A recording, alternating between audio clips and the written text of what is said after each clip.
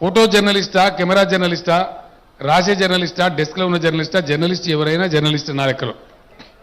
ఇల్లు కావాలంటే ఎక్కడెక్కడ కావాలి, ఎట్లెట్లా కావాలో ఒక వివరం కావాలి.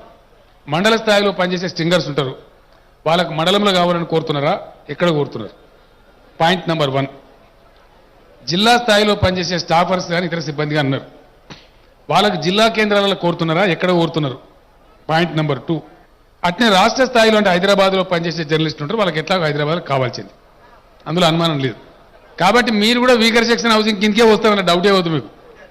ఇల్లు లేని వాళ్ళకి ఇల్లు కల్పించే దాని కింద వస్తారు. మీరు పనిచేసే వృత్తికి ఆటంకం లేకుండా కిరాయిలు భరించే పరిస్థితి ఉండదు. కాబట్టి ప్రభుత్వ పరంగా మీకు ఒక ఇల్లు కల్పిస్తే మంచిది.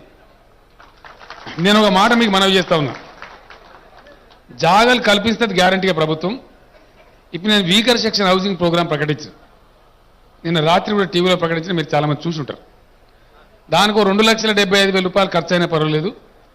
బలహీన వర్గాల గృహ నిర్మాణం అని, బలహీన వర్గాల ఆత్మగౌరవాన్ని హననం చేయొద్దు, వాళ్ళు కూడా మంచిగా బతకాలి.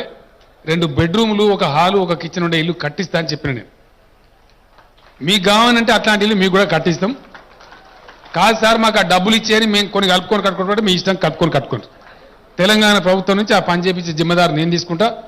వాళ్ళు చేయకపోతే మీ అందరితో కలిసి జెండా ఎగిరేసి వాళ్ళ ఆఫీస్ కానీ దుకాణం పెడతా.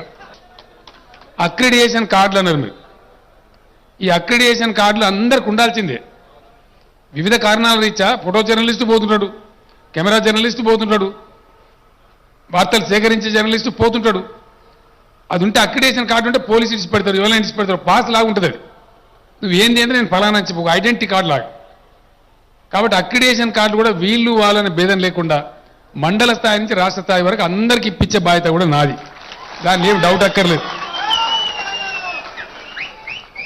ఇక బస్సు పాస్ మన ఆర్టీసీ చాలా పెద్ద సంస్థ. ఏం బాగా జర్నలిస్ట్కి ఇస్తే గొప్ప మునిగేది ఉన్నదా?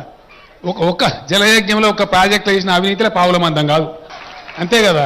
అది పెద్ద సమస్య కూడా కాదు. స్టేట్లో ఎనీవేర్ టు ఎనీవేర్ మీకు బస్సులో ఫ్రీగా పోయేటట్టు పాసులు ఇప్పించే బాధ్యత కూడా నాదే. 100% ఇప్పిస్తాం, దానిలో డౌట్ అక్కర్లేదు.